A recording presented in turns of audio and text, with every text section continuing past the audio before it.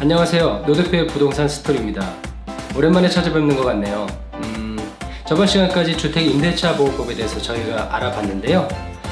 오늘은 주택임대차보호법 Q&A 시간을 갖도록 하겠습니다.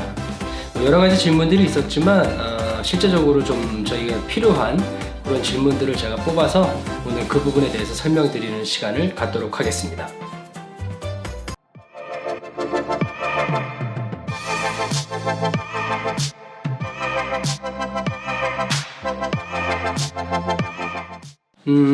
첫 번째 질문입니다. 우선 변제권을 보유한 주택 임차인입니다. 집주인이 전세금을 올려달라고 하여 올려주었는데 증액분도 자동으로 우선 변제권을 획득할 수 있나요? 이게 첫 번째 질문이었는데요. 우선 변제권은 저번에도 말씀드렸지만 대항력을 가지고 있다는 전제 하에 확정일자를 받으면 가지게 되는 권리고요. 다른 기타 후순위 권리자보다 먼저 배당을 받을 수 있는 권리입니다. 대답은 증액분에 대한 확정일자를 반드시 다시 받아야 합니다. 최근에는 직접 주민센터나 행정복지센터를 가지 않아도 대법원 인터넷 등기소에서 확정일자를 받을 수 있기 때문에 온라인을 이용하시는 게 좀 더 편하지 않을까 싶고요. 증액분에 대해서는 반드시 확정일자를 받지 않으면 우선 변제권이 생기지 않는다는 점 명심하셨으면 좋겠습니다. 그리고 예전에는 사실 확정일자를 주민센터에서나 뭐 행정복지센터에서밖에 못 받아서 원본에 사실 도장을 찍거든요, 뒤에다가. 그래서 원본을 분실 시에는 좀 문제가 발생했었어요. 하지만 최근에 온라인으로 확정일자를 받을 수 있기 때문에 뭐 혹시라도 계약서를 분실해도 그 부분에 대해서는 변동이 없기 때문에 온라인을 이용하시는 게 조금 더 좋을 것 같다는 생각이 듭니다. 두 번째 질문입니다. 임대차 계약을 체결하고 이사를 들어간 다세대 주택 현관문에 적힌 호수는 201호인데 등기부상의 주소는 201호라고 하네요. 등기부상의 주소와 주민등록상의 주소가 다를 경우는 어떻게 되나요? 했는데요. 전입신고한 번지수하고 특히 다세대 주택일 때 제가 실제로 들어간 등기부상의 호수가 틀리다면 주택임대차보호법을 받을 수가 없어요. 그렇기 때문에 제가 저번에도 설명드렸지만 다가구일 때는 도로명 주소와 건물번호, 하지만 다세대 주택일 경우에는 도로명 주소와 건물번호 플러스 동호수가 반드시 전입신고에 기재되어야 된다고 했습니다. 그래야지만 주택임대차보호법을 받을 수가 있어요. 그렇기 때문에 이 등기부상의 주소하고 전입신고된 주소가 틀리다면 주택임대차보호법을 받을 수 없기 때문에 이 부분은 다시 한번 확인하셔서 새로 전입신고를 정정하셔야 될 것 같습니다. 그래서 전입신고를 하기 전에 부동산 등기부등본을 반드시 발급받으셔서 동과 호수를 꼭 확인한 후에 전입신고하는 것을 추천드리고요. 혹시라도 뭐 담당 공무원이 착각을 해서 호수를 잘못 적었다는 것은 그거는 본인의 책임이 아니기 때문에 그런 부분은 주택임대차보호법을 받을 수가 있습니다. 세 번째 질문입니다. 보증금 5천만 원에 임차한 집에서 8개월째 살고 있습니다. 집주인이 주변 시세가 많이 올랐다며 보증금을 1,000만 원 더 올려달라고 합니다. 보증금을 올려주어야 하나요? 올려주지 않아도 됩니다. 임대인 보증금 증액 청구는 계약기간인 1년 내에는 할 수 없기 때문에 이런 부분은 올려주지 않아도 상관없습니다. 그리고 설사 1년이 지나서 보증금 증액을 청구해도 보증금의 20분의 1 범위 안에서만 증액을 할 수 있기 때문에 그런 부분들도 여러분이 참고하셨으면 좋겠습니다. 따라서 계약기간이 1년 지나고 보증금 5천만 원의 증액 청구를 한다면 최대 250만 원이 넘지 않는 부분에서 증액을 청구할 수 있습니다. 그리고 혹시나 임대인이 계약기한 1년 지나고 나서도 계속 1,000만 원의 보증금을 증액을 요구한다면 법원에 가셔서 최대치인 250만 원을 공탁하고 계속 임차하셔도 나중에 차임에 대한 연체 때문에 문제가 생기는 것을 방지할 수 있습니다. 다음 질문입니다. 보일러가 고장났는데 집주인은 임차인인 제가 고치는 것이라 하여 어쩔 수 없이 제 돈으로 보일러를 고쳤는데요. 이런 경우에 임차인이 고쳐야 하나요? 하는 질문입니다. 당연히 집주인이 고치셔야 됩니다. 이 보일러는 내가 집을 사용하는 데 있어서 사용 수익하는 데 문제가 되는 부분이기 때문에 이런 부분은 임대인이 고쳐주셔야 합니다. 그래서 보일러는 임대물의 사용 수익의 필수 조건이기 때문에 임대인은 반드시 고쳐주셔야 하고요. 혹시 임차인이 먼저 수리를 했다고 치면 차후에 그 비용에 대한 처리를 요구할 수도 있습니다. 하지만 비용 부담이 매우 적은 그런 부분들은 임차인들 부분이 사실 고치셔서 쓰는 것도 제 생각엔 좀 좋지 않나 하는 생각을 하고 있습니다. 너무 임대인하고 임차인이 서로의 만의 이익만 따지다 보면 그런 걸로 불협화음이 생길 수도 있고, 솔직히 좀 주변에서도 좋지 않은 상황들을 좀 봤기 때문에 간단한 적어도 최소한의 비용이 나오는 거라면은 임차인 분들이 스스로 고치셔서 쓰셔도 좋고요. 하지만 진짜 이런 보일러라든지 이런 부분들은 임대인들 분이 처리해 주시는 게 맞겠죠. 예, 그래서 조금 서로 이해하는 부분이 필요하지 않나 하는 생각을 이 노 대표가 한번 하게 됩니다. 다음 질문입니다. 2010년 5월 1일 계약기간 2년의 주택임대차 계약을 체결하였습니다. 2012년 5월 현재 집주인은 계약갱신에 대해 별다른 말이 없습니다. 이때 주택임대차 계약은 어떻게 되나요? 이런 부분은 임대인과 임차인이 둘 다 별도의 통지가 없었고 이야기가 없었기 때문에 자동적으로 갱신된 걸로 볼 수 있습니다. 그래서 묵시적 갱신이라는 것인데요. 임대인은 계약 종료 6개월에서 1개월 전까지, 임차인은 계약 종료 1개월 전까지 자동 계약을 재계약하지 않겠다는 통지를 하지 않는다면 자동적으로 묵시적인 갱신이 되게 됩니다. 이런 질문들 좀 많이 하시고 실제적으로 좀 이런 것 때문에 좀 잘 모르셔서 문제가 생기는 경우도 있는데요. 어쨌든 그 임차인 같은 경우에는 1개월 전에 반드시 얘기를 하셔야 됩니다. 근데 이 하루라도 지나가게 되면은 이런 것도 조금 문제가 되기 때문에 그 기간 내에 꼭 반드시 말씀을 해 주셔야 되고요.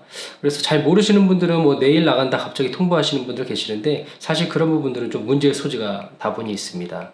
그리고 제일 많이 또 질문하시는 부분들이 이 재계약이 좋은 건가요? 묵시적 갱신이 좋은 건가요? 하는 질문들을 많이 하시는데 임대인 입장에서는 재계약이 좋습니다.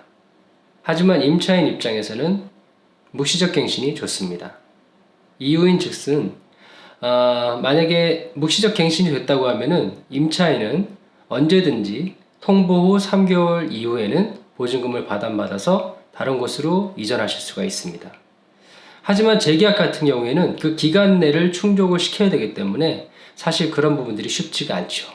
그래서 굳이 따지자면 임대인들 분들은 재계약이 좋고요. 계약서를 다시 작성을 하시는 것이 좋고, 임차인 분들은 그냥 자동적으로 묵시적 갱신이 되는 게 좋습니다. 그래서 이런 걸 굳이 따진다기보다는 좀 알아두셨으면 좋은 상식이 될 것 같고요. 특히 임차인 분들 잘 모르셔가지고 그냥 묵시적 갱신이 됐는데 내가 또 자동적으로 계약 기간이 1년이든 2년이든 연장이 됐다는 상황에서 나가시지도 이전도 계획도 세우시지 못하시고 좀 고생하시는 분들이 계신 걸로 알고 있는데, 묵시적 갱신이 됐다면 통보 후 3개월이면 이전하실 수 있습니다. 참고로 알아두시면 좋겠습니다.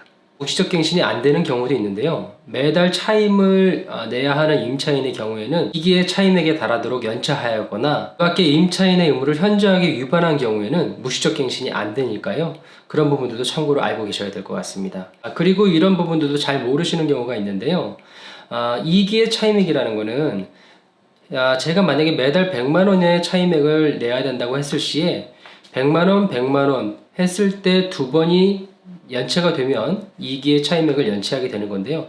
예를 들어서 제가 50만 원, 50만 원씩은 냈다고 치면 100만 원밖에 채 안 낸 거잖아요. 그럴 경우에는 1기의 차임액을 연체하게 된 겁니다. 그러니까 횟수가 아니라 그 차임액이라는 것을 여러분들이 참고로 아시면 좋겠습니다.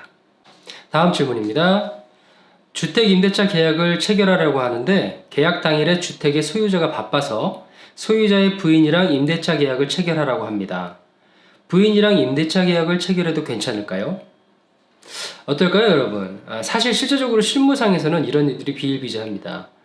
반드시 소유주랑 계약을 해야 되는데도 불구하고 소유주분이 바쁘거나 특히 이런 부부관계일 경우에는 부인이나 남편분이 대신해서 명의자가 아닌데도 계약을 체결하는 경우가 많이 있어요.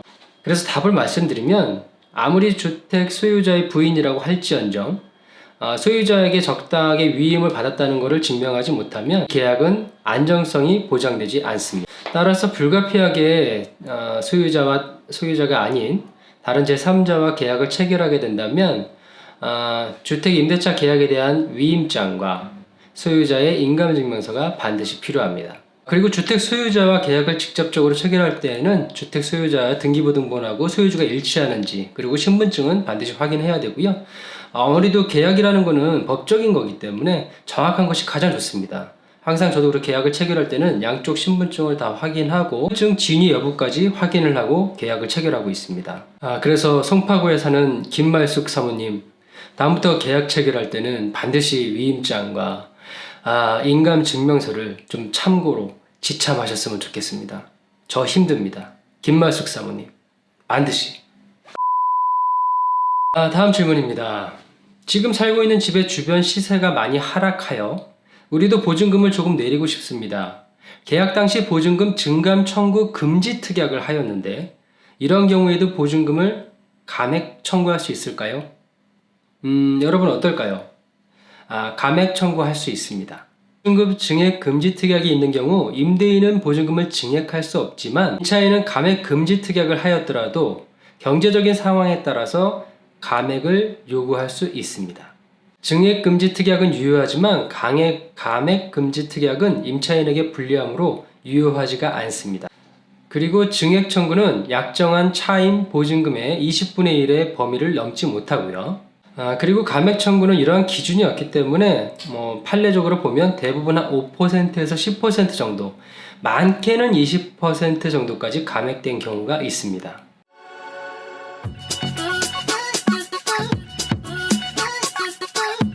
자, 여기까지 주택임대차보호법 Q&A 시간까지 이제 마쳤는데요.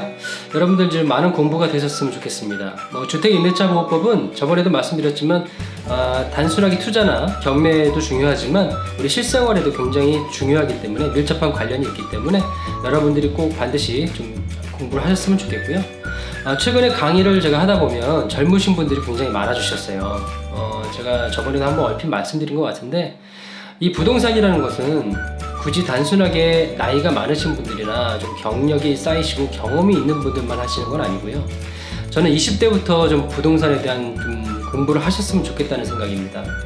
그러셔야지 정말 실제적으로 투자를 할 수 있을 때 투자를 할 수 있는 안목이 생기는 거니까요. 지금 20대부터 열심히 현장도 다녀보시고 저 노 대표와 같이 이렇게 공부도 하시면 정말 본인을 위해서, 본인 투자를 위해서 굉장히 좋을 것 같다는 생각이 듭니다. 절대 20대가 빠르지 않습니다. 30대 빠르지 않습니다. 지금부터 공부하셔야 되고 준비하셔야 됩니다. 세상은 계속 변하고 있고 하지만 부동산도 계속 변하고 있습니다. 거기에 우리가 발빠르게 대응하기 위해서는 공부밖에 없어요. 그러니까 이런 관심 있게 조금씩 이런 유튜브를 보신다면 여러분들에게 굉장히 도움이 될 거라고 생각하고 거기에 노 대표가 한 걸음 앞장서겠습니다. 앞으로 저를 따라서 계속 같이 가주시고 열심히 한번 가다 보면 여러분들은 부자의 길로 가고 계신 겁니다. 그럼 오늘 여기까지 하도록 하고요. 다음 시간부터는 상가 건물 임대차 보호법에 대해서 본격적으로 알아보도록 하겠습니다. 감사합니다.